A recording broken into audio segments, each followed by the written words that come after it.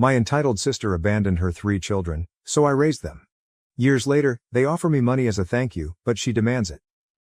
Hello, I am 48F, and my younger sister, Diana, is 46F. Diana and I never got along well as youngsters. She was always snobbish and unpleasant to me, so we split up as soon as we graduated high school. I elected to continue my education, whilst she preferred to live with her boyfriend at the moment. It was lucky that her lover was wealthy, as our parents could never have afforded the rent for her to live alone.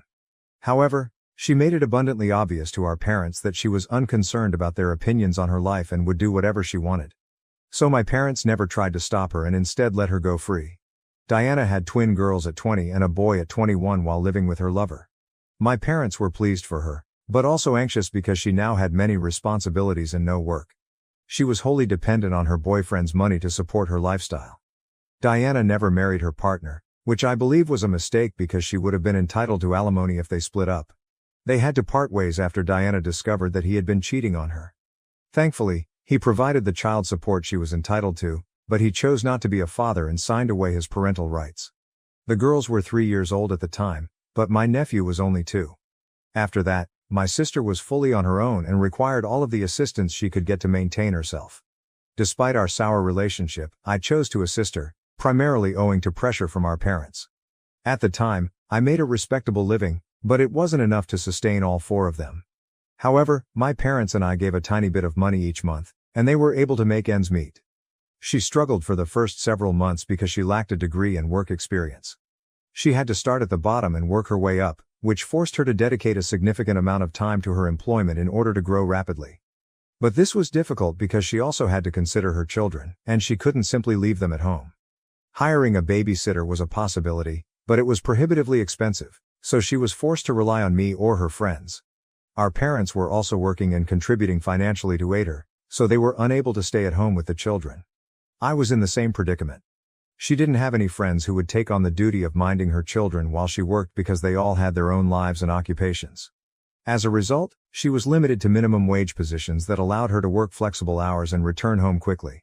This allowed her to avoid paying the babysitter to stay with her children for an extended period of time, which would have been prohibitively expensive. This condition persisted for a few years, and I believe Diana began to despise her own children because she saw them as hurdles to her success. She said that they were the only things preventing her from moving forward. I would pay her a visit on occasion, not for her sake, but for the sake of the children, to make sure they were doing well. I didn't have a nice connection with her, but I wasn't ruthless enough to let innocent children suffer because of their mother's poor decisions. So my parents and I would check on the kids on a regular basis. They were always complaining about Diana's mistreatment of them. She would chastise them for minor infractions and strike out at them simply for being children and trying to have fun. It was a dreadful existence for all of them, and I hoped I could help them by removing them from that place and keeping them with me, but I couldn't because she was the rightful parent and I had no legal authority over them. Furthermore, she received child support from her ex and was doing her best to make ends meet. I felt awful for her, but even worse for the kids. Diana started seeing other men, which made things considerably worse. Every time a relationship failed, she blamed her children. She was convinced that once her partners discovered she was a mother of 3, they would abandon their relationship with her. I believe it was because she never mentioned her children during the early stages of dating, only bringing it up after a month or 2, which appeared dishonest. I tried several times to explain this to her, but she was convinced that she was being rejected because she had children. She kept teasing them about it, reminding them of how their father had abandoned her and threatening to leave them as well if they didn't behave. The children were scared of her, and their childhood was defined by their mother's narcissism. This continued for years. Several times, I considered taking the kids and fleeing with them, but I couldn't. I could not petition for custody or denounce her because, while her actions were wrong, they did not justify taking the children away from her. So the scenario remained, and the kids were simply grateful to have me in their life. My parents were too elderly to be their pals, but I was always there for them when they needed it. They could never tell their mother about their issues, but they could always go to their aunt, which they did. Whenever they had problems with school, academics, or even Diana, they would come to me, and I appreciated their trust. It's no surprise that when they turned 18, they decided to leave their mother's house and move in with me instead. Now that they were no longer children, they could select where and with whom to live, and they chose me. Diana was clearly dissatisfied and had a lot to say. She stated she had squandered 18 years of her life raising these children, only for them to abandon her in the end. She was really unpleasant about it, telling me that if I had wanted to raise her children so badly, I should have stepped in sooner rather than taking over after the work was basically done. I wanted to tell her that she hadn't actually raised them. They had basically raised themselves because she was usually at work or out on dates with guys who eventually dumped her after discovering she had 3 children. She had no idea what her priorities should be, and it was clear why things turned out as they did. The children selected the person who had genuinely been there for them over the person who had always tortured and reprimanded them since she couldn't find anyone and was miserable in her life. It was evident that she had no idea she was harming them because she was suffering herself. However, I did not want to rub it in her face because I knew it must have been unpleasant for her, which is why she was lashing out at me. So I kept my mouth shut and that was it. After that, we didn't really communicate. Her children opted to leave her and live with me. Diana also chose to cut ties with all of us and cease speaking to anyone, including our parents. This was weird because they had done nothing to deserve it. I believe the fact that they hadn't chosen her side against me when my nieces and nephew opted to live with me irritated her, so she cut them off as well. It's been 7 years, and they're all doing well now. I don't know what Diana has been up to, but I know her children are doing well. My nephew attended medical school and is now a pediatrician. One of my nieces has a degree in literature and is now a teacher, and her twin sister has a hair shop. I assisted all of them in obtaining business loans and financed them to the best of my ability.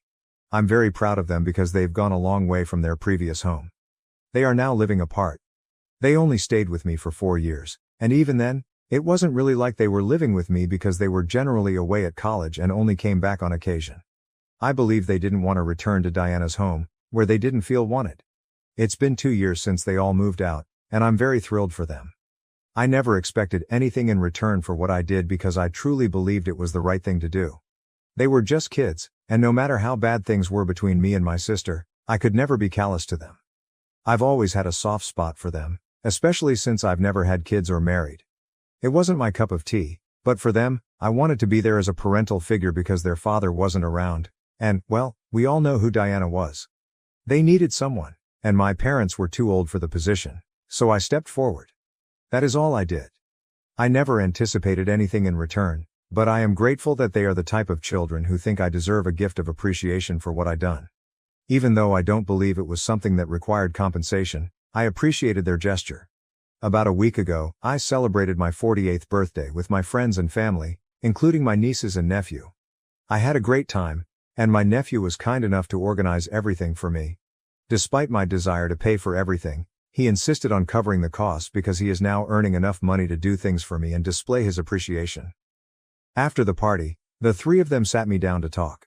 They told me that now that they were all financially established, they wanted to express their gratitude by collectively writing me a check.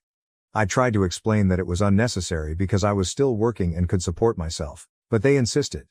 They claimed it wasn't about repaying a debt. They could never repay me for what I had done for them since it wasn't about money. It was about the encouragement and faith I had provided them, which they could never fully repay. This was their humble attempt to show their appreciation. I was deeply moved by their genuine act and wanted to share it on social media.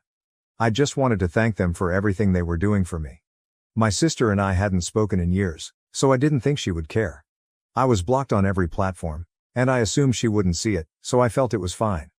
Diana had never followed up with us or inquired about her children's well-being after they had left home. Granted, it was they who broke up with her first and moved in with me, but that was her fault. The least she could have done was show interest in their lives and try to be a mother figure to them in order to make one for her faults. But, to be honest, she didn't seem to care about the loss of communication, so I figured she was all right. Anyway, following that post, I received a reply from her a few days ago. I wasn't expecting it because, as I indicated, we hadn't spoken in 6 years. However, I should have predicted that as soon as she realized her children were financially secure, she would start sniffing around like a bloodhound, trying to figure out how much money she could obtain from them. In her reply, she stated that she had seen my post and wanted to talk about her children. She recognized that she had made mistakes in the past and had not been a good mother to kids, but she felt compelled to give herself another shot. She claimed she had missed them a lot over the previous 6 years. I'm not sure how much truth there is in that statement because if she truly missed them, she could have contacted me at least once. She asked me to speak with her children and help bridge the gap between them, as they respond well to me. The timing was strange, so I ignored her message. However, when I failed to react, she called me in the evening, and I snapped. She insisted that I assist her in reconnecting with her children, but I refused.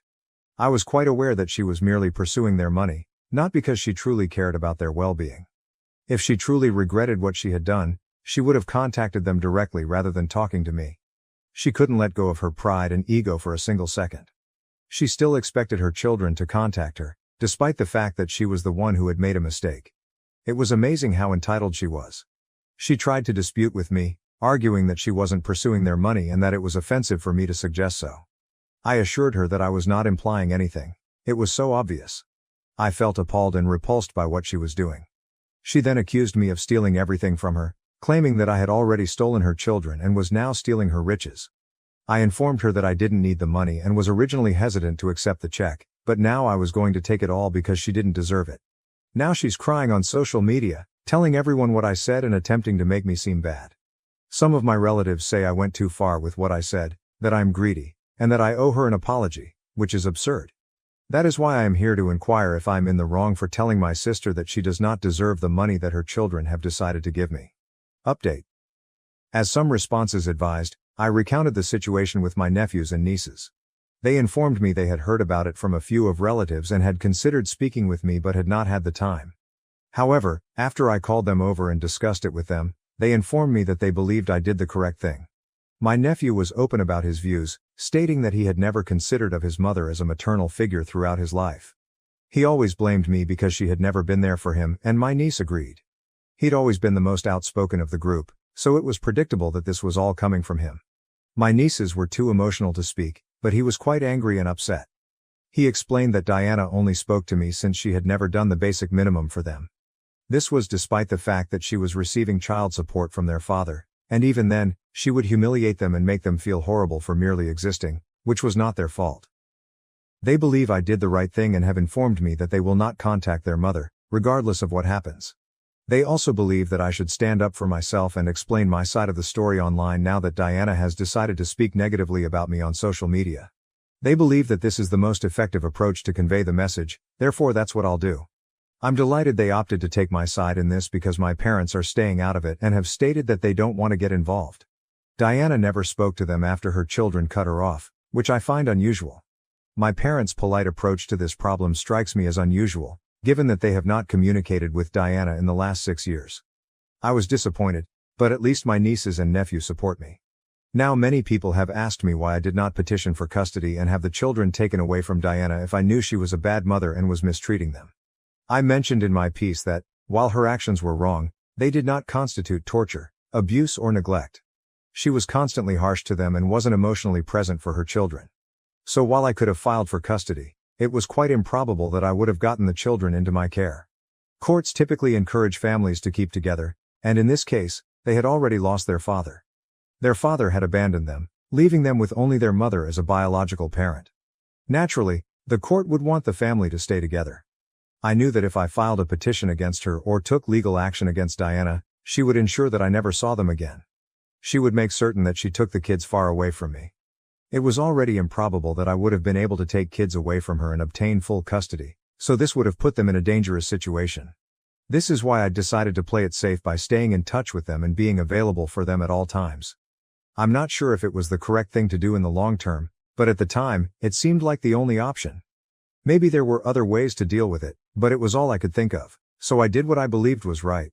It was difficult for me, and for years I debated whether I should file for custody or have kids taken away from her and rehomed, but there's no telling what might have occurred, and I figured it was better for kids to stay with their mother and maintain touch with me and my parents than risk anything in this circumstance. I hope this answers the questions most people had for me. Maybe I came across as the evil guy for what I did, but I don't care. I know the kids are doing well in their life, and I did everything I could to keep them happy and safe. I was always there for them, therefore I don't feel guilty about anything. Update 2. It's been a week since Diana's message and I've received a lot of phone calls today from family and people who have spoken with her. They were pointing out my mistakes and scolding me. It was getting really tiresome and I was swamped with work, which is why I hadn't been able to post sooner. But today, I decided I'd had enough. After a brief talk with my nephew and nieces, I decided to finally make a post that shared my side of the story as well as, in some ways, theirs. I don't think anyone in the family realized how much those kids had been through as children. How many taunts they had to endure every day simply because Diana opted to become pregnant early and drop everything for her boyfriend at the time. Even after that, she continued to blame others for her own actions and attempted to appear as if she was doing everything in her ability to do the best for her children. But, in actuality, she was never present for them. Since she was telling everyone that I had stolen her children from her and was now stealing a fortune from her, now that her children were doing well financially, I felt people deserved to know the truth, not just her twisted version of events in which she was the victim rather than the person who tormented everyone. They had already judged me for a variety of reasons since they only knew her side of the story and sympathized with her. But in reality, I deserved to share my side of the story, as did her children. So I typed everything up a few hours ago and published the post. So far, she hasn't said anything to me, and the only texts I've gotten are from relatives who were judging me earlier. They have now abruptly changed their tune and are attempting to apologize for judging me too soon. But frankly, it means nothing to me. I simply wanted them to know the truth. I don't care what they think of me, but it was vital for me to speak the truth and share how Diana handled her children, which is why they are no longer in contact with her. Anyway, now that everything is finished, I am ready to move on from this. Honestly, I don't want anything to do with Diana anymore, and I was perfectly content for the past 6 years when she didn't contact me. I believe the same may be stated for her children as well. I don't understand why she felt the need to create so much drama. If she wanted money, she might have asked for it rather than pretending to want another chance at motherhood. Update 3. It's been a day since I wrote that post. Diana may have woken up today and decided to get back at me. Instead of contacting me directly, she became increasingly dramatic and began commenting on that post, attempting to make it appear as if I was lying. But it was not going to work. Obviously, as soon as she attempted to react, her children began commenting and responding to her, reminding her of particular episodes from their childhood in which she had been cruel to them. That lasted about an hour, and I didn't feel awful about it. Nobody else did, because my nephew, nieces and I were all thoroughly enjoying the process. They were utterly humiliating her, and there was no way she could get out of it since every single lie she tried to say to make me look bad was discovered. I'm glad I chose to do this on the weekend. Otherwise, we might not have been able to respond as swiftly. Anyway, that lasted about an hour, and then she began deleting her comments so that no one could catch her in her falsehoods. However, it was too late because many others had already noticed what was going on in the comments section, and I believe she began to be called out for her actions by others. She started erasing her comments and backtracking on everything she said, and then she blocked me. She also blocked her children. I'm guessing it was her way of surrendering, and I'm pleased she did because she would have lost in a fight with us. We clearly have the upper hand here, morally or otherwise. I believed deleting the comments would be the end of our connection, but she chose to contact me personally as well. She messaged me, saying she hoped I was happy now that I had presented her as the monster and everyone hated her. It was very ironic coming from her, because that was exactly what she was attempting to do to me first. She initiated it, and now when I wanted to return it to her, she is unable to accept it. I don't understand why individuals attempt to dish it out when they know they can't take it in return. Just don't cause any drama if you don't want to be held accountable for the results. Anyway, I disregarded that message, and that's what we're all going to do for the rest of our lives because she's no longer worth our attention. She has proven it.